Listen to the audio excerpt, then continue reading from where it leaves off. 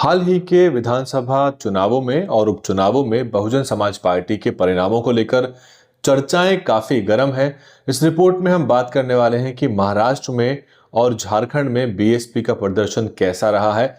यूं तो दलित राजनीति के लिए चौतरफा चिंता की खबरें निकल के आ रही हैं और उसमें हालांकि कुछ अच्छी खबरें हैं, लेकिन मोटे तौर पर बहुजन समाज पार्टी की हम बात करें तो उसको सफलता नहीं मिल रही। कारण क्या है और क्या ये अचानक से हुआ है, इसकी हम पड़ताल करने की कोशिश करेंगे। महाराष्ट्र और झारखंड में विधानसभा के चुनाव हुए थे। इसके अलावा बिहार, उत्तर प्रदेश समेत कई राज्यों में उपचुनाव भी थे। पंजाब का उपचुनाव बसपा ने लड़ा नहीं, राजस्थान के उपचुनाव बसपा ने लड़े नहीं।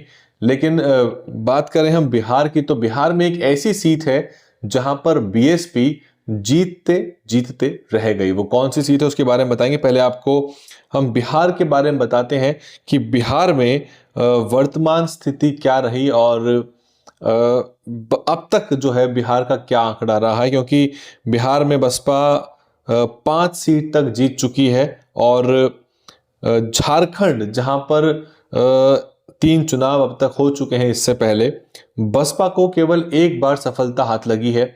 वो है 2014 के विधानसभा चुनाव, जब बसपा ने 61 सीटों पर चुनाव लड़ा था।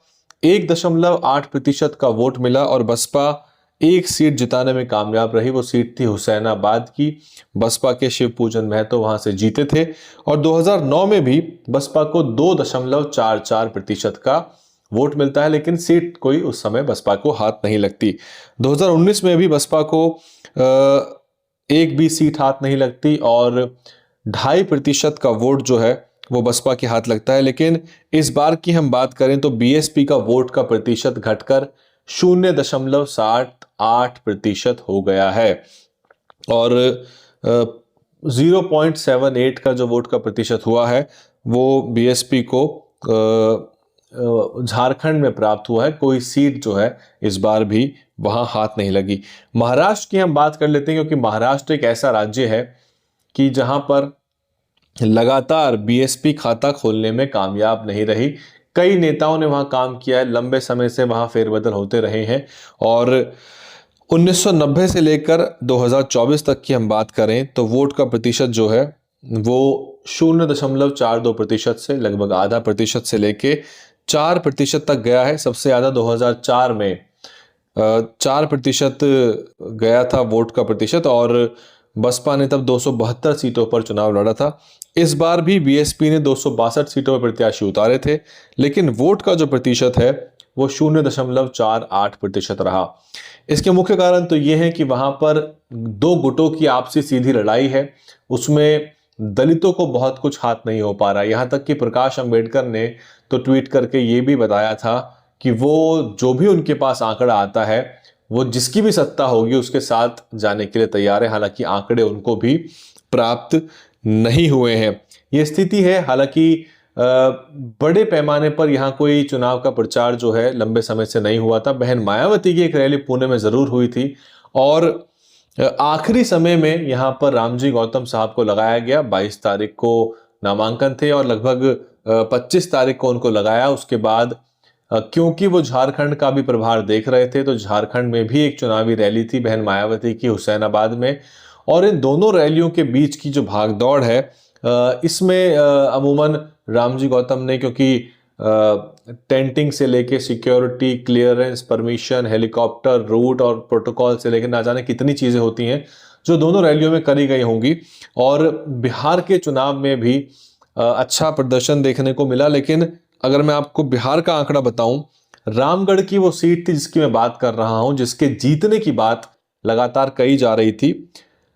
लगभग आखिरी समय तक बसपा के प्रत्याशी आगे चल रहे थे, सतीश कुमार सिंह यादव, और आखिरी के 2-3 राउंड में वो पछड़ जाते हैं और अंततः वो 1300 वोटों के अंतर से चुनाव हार जाते हैं। 1300 वोटों के अंतर से उनको अशोक कुमार सिंह भाजपा के चुनाव हरा देते हैं और सेकंड नंबर पे मात्र 1362 के अंतर सतीश कुमार सिंह, और आरजेडी को भी यहां बसपा पछाड़ती हुई नजर आती है जो कि 26,000 के अंतर से तीसरे नंबर पर है। और सुशील कुमार सिंह जन सुराज पार्टी जो आप जानते होंगे एक बहुत ही लोकप्रिय पार्टी है, जो कि एक चुनावी एक्सपर्ट अपने आप को बताते हैं, उनकी ये पार्टी है जनसुराज। ये भी चौथे नंबर पे रहते हैं 6500 वोट के साथ। तो ये कहानी थी अमूमन। और बात करें हम जो वोट शेयर है, वो मैंने आपको बता ही दिया है कि वोट शेयर क्या रहा। महाराष्ट्र के अगर हम वोट शेयर की बात करें तो महाराष्ट्र में भी बीएसपी को 0.48% का वोट मिलता है, जबकि एनसीपी को 9% और यहाँ तक कि एमएनएस को, महाराष्ट्र नवनिर्माण सेना को 1.5% मिलता है, बीजेपी को 26% और कांग्रेस पार्टी को 12.5% मिलता है। तो ये कुछ तस्वीर रही महाराष्ट्र की। परिणाम ज़्यादा अच्छे नहीं है, लेकिन असली दिक्कत कहाँ है, गुनहगार कौन है, क्या होना चाहिए था कि परिणाम निकल के आते। असल में पूरे देश भर में ही बीएसपी को लेके जो आउटलुक है वो नेगेटिव हो चुका है, जिसको बेहतर बनाने के लिए कोई भी प्रयास नहीं किए जा रहे। याद रखिए कि ये जो भी स्टेट यूनिट्स हैं ये ब्रांचेस हैं, और इन ब्रांच में तब तक रिजल्ट नहीं निकल के आएगा जब तक कि जो केंद्र है, जो कोर है, वो मजबूत नहीं होता। इसके लिए उत्तर प्रदेश से आंकड़े निकाल के लाने होंगे, जो कि अब एक चिंता की बात बन रही है। और ऐसे में पार्टी के अस्तित्व पे सवालिया निशान लग जाता है। जो लोग इस उम्मीद में हैं कि 27 में सब कुछ चमत्कार हो जाएगा और अचानक ही रातों रात चीजें बदल जाएंगी, राजनीति में आपको जो चमत्कार नजर आता है उसके पीछे बहुत ज्यादा सघन प्लानिंग, मेहनत, coordination, organisation, human resource management और फाइनेंशियल मोबिलाइजेशन होता है। तब जाके चीजें बदलती हैं। रातों रात या चमत्कारिक रूप से कुछ भी घटित नहीं होता, चाहे वो आपको चमत्कार के रूप में नजर जरूर आ जाए। कुछ लोग कांशीराम साहब को भी भारतीय राजनीति चमत्कार बोलते हैं, कुछ लोग बहन मायावती को भी भारतीय राजनीति का चमत्कार बोलते हैं, लेकिन उनको ये नहीं पता कि बहन मायावती ने और साहब कांशीराम ने देश भर में जी तोड़ मेहनत की, अथक प्रयास किए। आप साहब कांशीराम की किताब को निकाल के पढ़ेंगे कोई पुरानी, तो आपको पता लगेगा कि किस तरह से वो खाली जेब, खाली पेट घूमा करते थे और एक कपड़े कई कई दिनों तक चलाते थे। किसी कार्यकर्ता के घर पहुंचे तो उन्होंने उनके कपड़े धो के दिए, नए कपड़े दिलवाए, जेब में कुछ पैसे डाले ताकि अगली मीटिंग तक जाया जा सके। जब बाम सेफ की मीटिंग लेने साहब जाया करते थे तो जो कर्मचारी वहां बैठे होते थे, जब कांशीराम साहब पहुंचा करते थे तो वो देखते थे कि ये है तुम्हारा कांशीराम, लोगों को बोला करते थे। वो दौर था जिससे निकल के संघर्षों के बाद आए।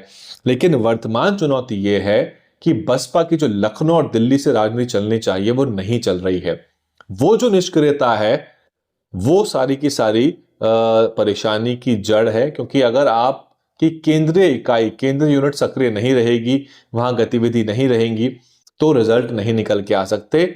और ये महाराष्ट्र, झारखंड के चुनाव के परिणाम भी इससे कोई अलग नहीं है। इसमें अंदरूनी राजनीति, इंटरनल पॉलिटिक्स है, दुनिया भर की बातें हैं, पैसा, फंड, पर्ची, जन कल्याणकारी दिवस, ये सब चीजें हैं। इन सबको सॉर्ट करना पड़ेगा। लेकिन दिक्कत यह है कि बिना बारीकी में उतरे मोटा मोटा ये समझ में आ रहा है कि राजनीति के बेसिक्स पर बसपा खरी नहीं उतर रही। राजनीति की कुछ बेसिक्स हैं, मैनेजमेंट की कुछ प्रिंसिपल्स हैं, कुछ चीजें हैं जो अनिवार्य रूप से करनी होती हैं राजनीतिक दलों को सक्रियता में रहने के लिए, नजरों में रहने के लिए, विजिबिलिटी बढ़ाने के लिए और मीडिया में छाने के लिए।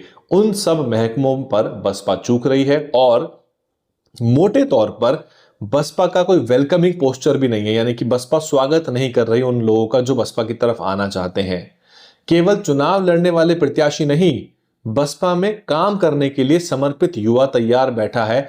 लेकिन आप अपने संगठन को उस तरह से वर्टिकली और हॉरिजॉन्टली नहीं एक्सपैंड कर पा रहे ताकि ज्यादा से ज्यादा लोगों को संगठन का, ऑर्गेनाइजेशन का हिस्सा बनाया जा सके। इसलिए लोग जो हैं बाहर बैठे परेशान हो रहे हैं। कुछ लोग दूसरे पार्टियों के दामन थाम लेते हैं या वैचारिक रूप से जो भिन्न पार्टियां हैं वहां चले जाते हैं। और बसपा के सामने चुनौती के रूप में आजाद समाज पार्टी भी रहेगी। हालांकि चुनौती होनी नहीं चाहिए, क्योंकि अब आने वाले समय में ये बात माननी पड़ेगी कि आजाद समाज पार्टी भी कई सीटों पर वोट ले रही है। बीएसपी के पैटर्न पर ही वो प्रत्याशी उतार रही है, जो कि एक सही तरीका नहीं है, क्योंकि प्रत्याशी आधारित जीत जो है वो राजनीतिक दलों के लिए अंततः नुकसानदेह होती है।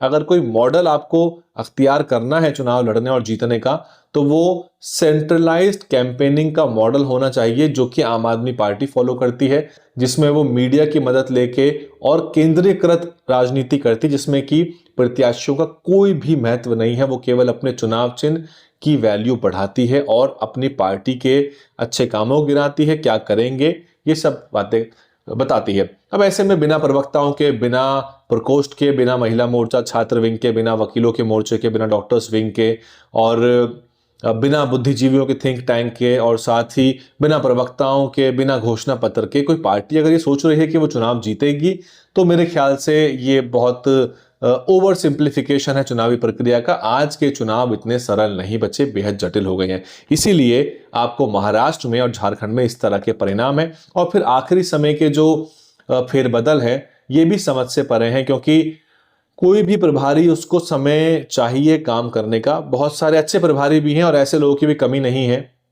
जो कि जिनको मिशन से कोई मतलब नहीं, जो खाना पूर्ति कर रहे हैं, इसमें कोई दो राय नहीं है।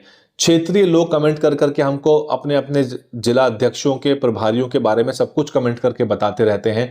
अभी भी कितनी कमेंट ऐसी आ रही होंगी जिसमें लोग अपने अपने मंडल प्रभारी और जोनल प्रभारियों के बारे में हमको बता रहे होंगे। लेकिन दिक्कत यह है कि जो लोग परिणाम नहीं निकाल के ला पा रहे हैं वो वहीं के वहीं बने हुए हैं, और जो लोग थोड़ा बहुत हाथ पैर मार रहे हैं, मेहनत कर रहे हैं, कोशिश कर रहे हैं कि मीडिया में थोड़ी बहुत रौनक आए, पार्टी चमके, उनको भी बहुत चुनौती है, क्योंकि बार बार अदला बदली होती है और आखिरी समय के जो लगाए हुए प्रभारी हैं वो परिणाम नहीं निकाल के ला सकते। दूसरी बात यह है कि कोई कार्यप्रणाली डेवलप करके नहीं दी गई है, इसलिए प्रभारी बार बार बदलने से राज्य बेहतर नहीं हो पा रहा। यानी कि जो राज्य का पूरा इंफ्रास्ट्रक्चर है, नेटवर्क है, जो पार्टी है राज्य में, उसका कोई मूलभूत ढांचा नहीं खड़ा हो पा रहा। प्रत्येक प्रभारी केवल अपने लिए काम करता है और अगले प्रभारी को लगभग लगभग शून्य से शुरुआत करनी पड़ती है। ये चिंता है। और कुछ ही प्रभारियों से ये उम्मीद कर देना कि वो पूरे देश भर के अंदर घूम के परिणाम लेके आ पाएंगे, ये कठिन है, क्योंकि आपको चुनिंदा राज्यों में चुनिंदा प्रभारियों को लगाना पड़ेगा और राज्य की लीडरशिप को पैदा किए बिना आप चुनाव नहीं जीत सकते। हर राज्य को अपने राज्य के नेता, राज्यों के प्रवक्ता चाहिए। और एक सवाल पूरा देश पूछ रहा है कि आकाश आनंद कहाँ चले गए हैं? आकाश आनंद है कहाँ? उनको कितने राज्यों की जिम्मेदारी है? वो इस समय क्या कर रहे हैं? क्या उनको वाकई में पावर है या नहीं है, या उनसे पावर छीन ली गई है?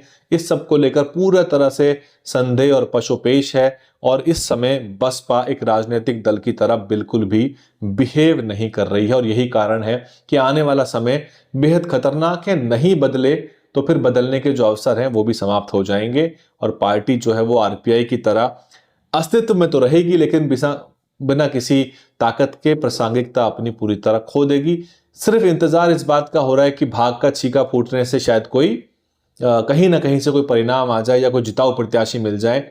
यही जो पैटर्न है इसने बीएसपी को अंततः बेकार कर दिया है। और आज स्थिति यह है कि इन चुनावों में बसपा का जो वोट है वो 9% से घट के भी नीचे आ गया है। अगर नहीं माने, नहीं चेते, तो 27 के चुनाव में बसपा का वोट का प्रतिशत 5% से भी नीचे आ जाएगा, और ऐसे में बसपा के चुनाव चिन्ह हाथी के ऊपर भी पूरा खतरा जो है वो मंडराने लगेगा। फिलहाल ये 3 राज्यों का विश्लेषण।